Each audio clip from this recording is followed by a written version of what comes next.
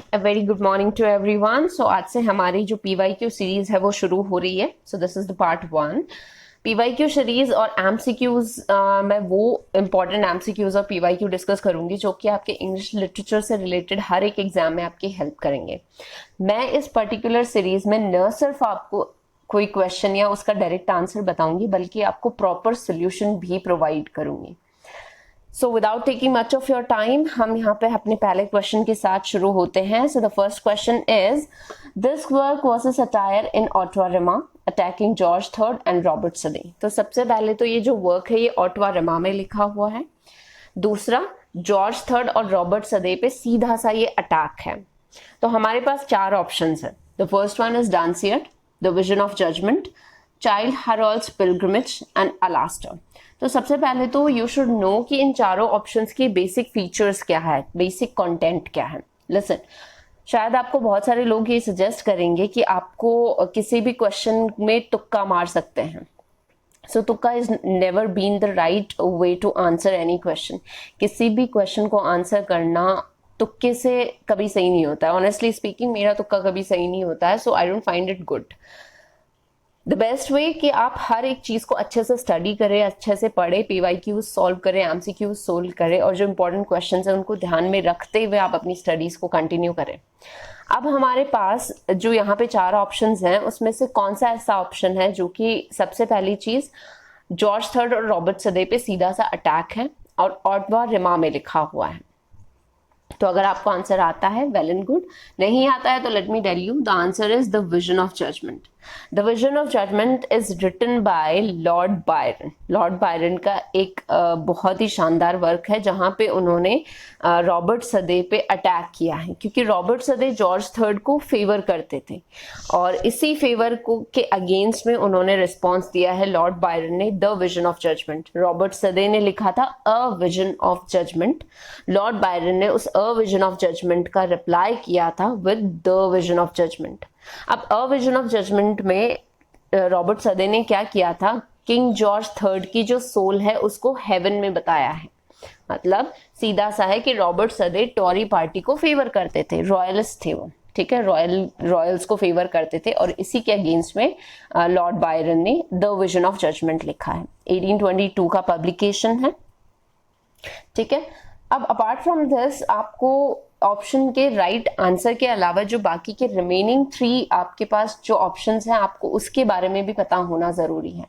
सो हमारे पास जो पहला ऑप्शन है that is Dunciad. Dunciad is basically एक landmark mock heroic narrative poem है अलेक्जेंडर पोप की लिखी हुई, जिसमें बहुत सारे वर्जन्स है, बहुत सारे सेक्शंस में ये डिवाइडेड है और ये पब्लिश हुई थी बिटवीन 1728 टू 1743 के बीच में. जो पोएट्री है वो सेलिब्रेट करती है द गॉडेस ऑफ डलनेस. जी हाँ, ये पोएट्री जो है, क्योंकि मोक हीरोइक है, ठीक है, सटायर है, मोक है, एक तरीके से मजाक बनाया हुआ है. तो there is this god of dullness, the goddess of dullness, and she progresses अपने एजेंट या अपने जो भी अपने सक्सेसर है उसको चूज करने का वो एक काम इसमें करती हैं और वहां पे वो लेके आती हैं. देयर शी ब्रिंग्स कि किस तरीके से ग्रेट ब्रिटेन का जो किंगडम है that is on the verge of decay, on the verge of tastelessness, और उसमें the goddess of dullness is trying to choose her successor. तो this is Dunciad, mock heroic poem है by Alexander Pope. दूसरा हमारे पास the vision of judgement है. तीसरा the Childe Harold's pilgrimage. The Childe Harold's pilgrimage again is written by Lord Byron. ये जो poem है ये 4 पार्ट्स में डिवाइडेड है, 4 पार्ट्स आर देयर, जो कि डेडिकेट करती है टू लैंडे. ये डिस्क्राइब करती है the travels and reflections of a young man जो कि डिसल्यूशन्ड होता है with the life of pleasure and रेवलरी and looking for distraction in foreign lands. So all about A travelling की जर्नी की स्टोरी है, पोइट्री है, ठीक है. एंड द फाइनल वन जो ऑप्शन है हमारे पास एल्स्टर. एल्स्टर इज बेसिकली एल्स्टर और इसका फुल टाइटल है और द स्पिरिट ऑफ सॉलिट्यूड. पर्सी बिश शैली की पोइट्री है, PB शैली की पोइट्री है एल्स्टर, जहां पे जो स्पीकर है ostensibly recount करता है the life of a poet who jealously pursues the most obscure part of nature in search of strange truths in undiscovered land. ये जर्नी है towards the mountains, the eternal clips of, हम बोल सकते हैं Caucasus. I'm so sorry, I'm not able to pronounce it properly, but I'll write here the spelling Caucasus, right? So this is the Caucasus, ठीक है? So this is the right spelling, Caucasus. So it is Caucasus maybe. So उस mountain पे एक journey दिखाई है जो कि Persia से होते हुए, अरेबिया से होते हुए, कश्मीर से होते हुए एंड द वाइल्ड कर्मेनियन वेस्ट की तरफ जाती है. मतलब एक पूरी जर्नी दिखाई गई है इसमें. यहाँ पे जो पॉइंट है वो रिजेक्ट करता है एक अरब मेडन को in search for an idealised embodiment of a woman. So here the writer और the speaker is in search of a maiden who is idolized, who is very who can be an idol for everyone. So Alster is this. So here we have the 4 options जिसका छोटा-छोटा description मैंने यहाँ पे दिया है. So the right answer of the first question must be the vision of judgment, right? Second question की तरफ हम move करते हैं. आइए. So here's a famous exchange from Arthur Conan Doyle's Silver Blaze. Is there any point? अब यहाँ पे सबसे पहला जो क्वेश्चन है वो आर्थर कैनन डॉयल का एक वर्क है सिल्वर ब्लेज, उससे है, जहां पे कॉन्वर्सेशन बताया गया है between the detective and Sherlock होम. सो शार्लॉक होम is an imaginative detective character by Arthur Conan Doyle, जो कि सिल्वर ब्लेज में एक डिटेक्टिव और शार्लॉक होम के बीच में एक कम्युनिकेशन चलता है, जिसमें क्या होता है, जो डिटेक्टिव है वो ये पूछता है कि is there any point to which you would wish to draw my attention. Sherlock Holmes से वो डिटेक्टिव क्वेश्चन कर रहा है कि क्या कोई ऐसा पॉइंट है जिसपे तुम मेरा ध्यान अट्रैक्ट करना चाहते हो. अब यहाँ पे डिटेक्टिव शार्लॉक होम बोलता है to the detective that to the curious incident of the dog in the night time, कि हाँ जो क्यूरियस इंसिडेंट डॉग ने किया एट द नाइट टाइम वो बहुत ज्यादा एक्साइटिंग था, मैं उसकी तरफ आपका आपका जो ध्यान अटेंशन है वो ग्रैब करना चाहता हूँ. अब वो डिटेक्टिव फिर से उससे क्वेश्चन करता है, the dog did nothing in the night. तो डिटेक्टिव उससे पूछता है कि लेकिन डॉग ने तो कुछ किया ही नहीं, तुम उसकी तरफ क्या मेरा ध्यान अटेंशन करने की कोशिश कर रहे हो. तो यहाँ पे शार्लॉक होम्स का रिप्लाई क्या होता है, basically Silver Blaze is a story, is an adventure of silver blaze, इसका फुल फॉर्म है, बाय आर्थर कैनन डॉयल, जिसमें जो शार्लॉक होम है उसका डिस्कशन चल रहा है एक डिटेक्टिव से एक मर्डर को लेके, एक मर्डर की मिस्ट्री को रिजॉल्व करने से रिलेटेड. तो वहां पे वो डिटेक्टिव उससे पूछता है कि क्या ऐसा क्यूरियस था जिसकी तरफ तुम मेरा ध्यान अटेंशन, मतलब जो मेरा अटेंशन है वो ग्रैब करना चाहते हो, कोई ऐसा पॉइंट है. शार्लॉक बोलता है कि हाँ, लास्ट नाइट जो डॉग ने किया दैट वाज क्यूरियस. अब यहाँ पे वो डिटेक्टिव बोलता है लेकिन डॉग ने तो कुछ किया ही नहीं. तो शार्लॉक होम का रिप्लाई क्या होता है, that was the curious incident, कि उस डॉग ने कुछ नहीं किया वही तो क्यूरियस है. एग्जैक्टली होता यह है कि जब भी किसी स्ट्रीट में या किसी गली में कोई डॉग रहता है जो उसी स्ट्रीट में इनहैबिटेड होता है, तो कोई भी स्ट्रेंज उसे चीज दिखती है तो वो बार्क करना चालू कर देता है, भौंकना शुरू कर देता है. लेकिन यहाँ पे शार्लॉक होम्स जिस डॉग के बारे में बात कर रहे हैं कि जिस रात को मर्डर हुआ उस रात उस डॉग ने बार्क तक नहीं किया, वो भौंका तक नहीं, ऐसा कैसे हो सकता है. So that was the curious incident, that something bad has happened, right. So this is all about Arthur Conan Doyle's Silver Blaze. Next question we have is the shrill demented choirs of waiting shells and buggles calling for them from said shires. तो ये जो lines हैं ये lines हैं by Wilfred Owen. Wilfred Owen की ये lines हैं. अब हमें बताना ये है कि इन चारों poetries जो हमारे सामने हैं इनमें से कौन सी ऐसी poem है जिसमें ये lines enacted है. Right? So the lines are the shrill demented choirs of waiting shells and buggles calling for them from shed shires.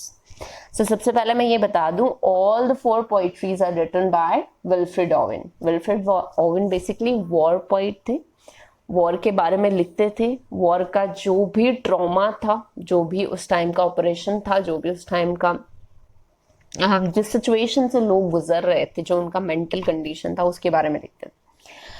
सो यहाँ पे let me tell you clearly, उसके लिए आपको ये चारों पोइट्रीज आनी जरूरी है। क्लियरली आपको पता होना चाहिए कि कौन सी पोइट्री किस बारे में बात करती है। स्ट्रेंज मीटिंग में क्या है, फ्यूटैलिटी में क्या है, एंथम फॉर डूम्ड यूथ में क्या है, ड्यूक एट डेकोरम एस्ट इनमें क्या है, ठीक है। So let me tell you the answer. The clear answer of this question is the anthem for doomed youth. जी हाँ, the answer C is the right answer here, the option C is the right answer, जिसमें ये line आती है that the shrill demented chords of waiting shells and bugles calling from them from sad shires. तो अगर आपने ये चारों poetries अभी तक नहीं पढ़ी है बाय विल्फ्रेड ओवेन, तो आई मस्ट सजेस्ट यू कि आपको ये चारों पोइट्रीज पढ़नी है और इनको अंडरस्टैंड करना है, ठीक है। Okay, next one we have is in Afra Ben's Orinoco, how does the titular character die? तो Aphra Behn considered one among the leading, हम बोल सकते हैं, द फीमेल राइटर, जिनकी वजह से एक इमेज ब्रेक हुई थी of the female writers. She is the one, she was the strongest writer of her era. She is considered as the first female writer who started writing for to earn money, ठीक है। सो Aphra Behn और Virginia Woolf ने भी इनके बारे में बहुत सही लिखा है in her work the room of one's own. उसमें उन्होंने क्लियरली लिखा है कि इट वाज आफ्रा बेन जिसने हमारे लिए फर्दर जो भी सक्सीडिंग जो फीमेल राइटर्स हैं उनके लिए एक क्लियर रास्ता उन्होंने बनाया था। सो आफ्रा बेन का एक बहुत ही आउटस्टैंडिंग ही वर्क है ओरोनोको, जहाँ पे वो ये क्वेश्चन कर रहा है कि जो टाइटुलर कैरेक्टर है ना ओरोनोको, इसकी डेथ कैसे हुई थी। अब डेथ कैसे हुई थी ये जानने के लिए डेफिनेटली हमें स्टोरी के बारे में थोड़ा बहुत पता होना बहुत ज़्यादा ज़रूरी है। तो ओरोनोको का जो फुल टाइटल है दैट इज ओरोनोको और द रॉयल स्लेव। जो ये वर्क है ये प्रोज फिक्शन है बाय आफ्रा बेन, जो कि पब्लिश हुआ था बिटवीन 1640 टू 1689। शायद 1688 में इसका प्रॉपर पब्लिकेशन है, 1688 में इसका राइट पब्लिकेशन डेट आता है। इसमें जो अपॉनिमस जो कैरेक्टर हीरो ओरोनोको होता है वो अफ्रीकन प्रिंस है, जो कि ट्रिक कर दिया जाता है into a slavery and sold to European colonist in Surinam, where he meets the narrator, जहां पे वो नरेटर को मिलता है सरेनम में। ये जो टेक्स्ट है आफ्रा बेन का, जो टेक्स्ट है that's is first person account of ओरोनोको's life, love, rebellion and execution। तो this story is all about Oroonoko, उसके लाइफ के बारे में है, लव के बारे में है, उसके रिबेलियन के बारे में है, एक्सिक्यूशन के बारे में है।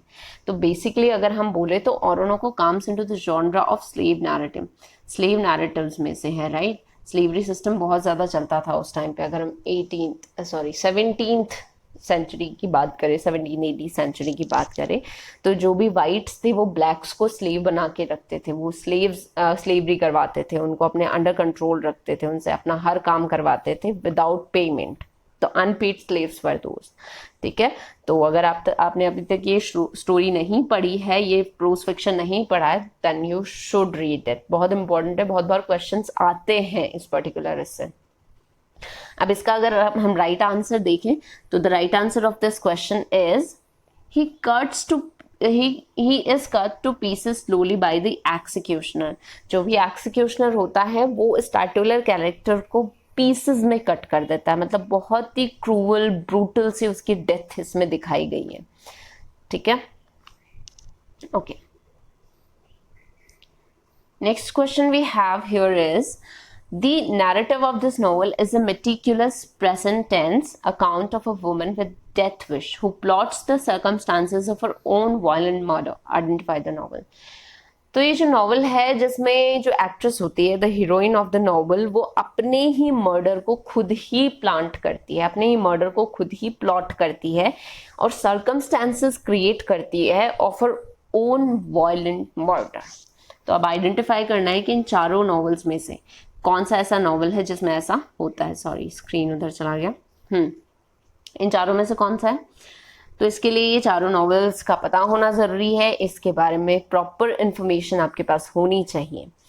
सो मैं एक के बाद एक आपको हर एक नॉवल का थोड़ा थोड़ा डिस्क्रिप्शन दे देती हूँ ताकि आपको आइडिया लग जाए कि कौन सी नॉवल की क्या स्टोरी है, कहाँ पे वो रिवॉल्व कर रही है, क्या नैरेटिव कैसे रिवॉल्व होता है। तो सबसे पहले हमारे पास है इरिश मुर्डोक का a fairly honourable defeat, a fairly honourable defeat. तो ये जो नॉवल है, this shows the lives of several friends are thrown into disarray by the machination of Julius King. Julius makes a bet with his ex-girlfriend Morgan that he can break up the homosexual couple Axel and Simon. So there are these two people, homosexual couple are there, Axel and Simon. उनके breakup की बात यहाँ पे ये Julius कर रहा है अपनी खुद की एक्स गर्लफ्रेंड मॉर्गन से। अब जो मॉर्गन है एंड हर उसका जो ब्रदर इन लॉ है Rupert are trick into embarking on an affair. अब मॉर्गन और उसका brother in law, the brother of Julius, उन दोनों को ट्रिक किया जाता है to have an affair. And Morgan का जो नेफ्यू है Peter, he is also following in love with her. तो बहुत ही हम लव ट्रायंगुलर वाली सिचुएशन है या फिर अलग अलग तरीके से लव एंगल को दिखाया गया है। Homosexuality has been shown here. तो इरिश मुर्डोक का ये वर्क है अ फेयरली ऑनरेबल डिफीट। तो डेफिनेटली इसमें ऐसा कोई थीम आता ही नहीं है जिसमें जो हीरोइन है वो खुद के ही मर्डर को खुद प्लॉट करती है। दूसरा हमारे पास है म्यूरियल स्पार्क का द ड्राइवर्स सीट। ये जो नोवेला है दैट इज पब्लिश्ड इन 1970 का पब्लिकेशन है। इसमें एडवर्टाइज किया जाता है अ metaphysical shocker. It is in psychological thriller genre. Psychological thriller genre में ये आता है ये वर्क, जो कि डील करता है with the theme of alienation, isolation and loss of spiritual values. तो इस वर्क के through you can easily identify कि the right answer of this question is the driver seat, जहाँ पे जो हीरोइन है, जो वुमेन है, वो खुद के ही वायलेंट मर्डर को प्लॉट करती है, ऐसे सर्कमस्टांसेस क्रिएट करती है। साइकोलॉजिकल थ्रिलर जॉनरा में आता है, डील करता है एलिनेशन से, आइसोलेशन से and the loss of spiritual values. बात करें हम थर्ड ऑप्शन की, तो द चिल्ड्रन ऑफ वायलेंस, जो कि एक सीरीज है, सीक्वेंस है of the 5 semi autobiographical novels written by the Nobel prize in literature. Nobel prize winner है डोरिस लेसिंग एंड इनके 5 वर्क्स हैं, उनमें से एक है। उन 5 वर्क्स का मैं सीरीज आपको बता देती हूँ। 5 वर्क्स ही बहुत इंपॉर्टेंट है from the point of view of exam. The first one is Martha quest, second one is a proper marriage, third is a ripple from the storm, and fourth is landlocked and the four-gated city भी बोलते हैं, and four-gated city. So these are the novels which are strongly influenced by Doris Lessing's rejections of a domestic family role. जो domestic family role होता है उसका rejection करती है, she rejected. और उनका जो इन्वॉल्वमेंट है विद कम्युनिज्म वो शो किया जाता है इन सारे सीक्वेंस ऑफ नॉवेल्स में। लेसिंग आइडेंटिफाई करती है the sequence as bildungsroman. जी हाँ, बिल्डिंग्स रोमान कैटेगरी में आता है। बिल्डिंग्स रोमान होता क्या है, मैं इस वीडियो के बाद एक छोटा सा शॉर्ट अपलोड करूंगी जिसमें I describe all about the bildungsroman. तो अगर आप इस सीक्वेंस, इस इन PYQs का सॉल्यूशंस प्लस सब कुछ सॉर्ट कर लेते हैं, then go and watch that video 2 जहां पे आपको बिल्डिंग्स रोमान का प्रॉपर डेफिनेशन मिलेगा।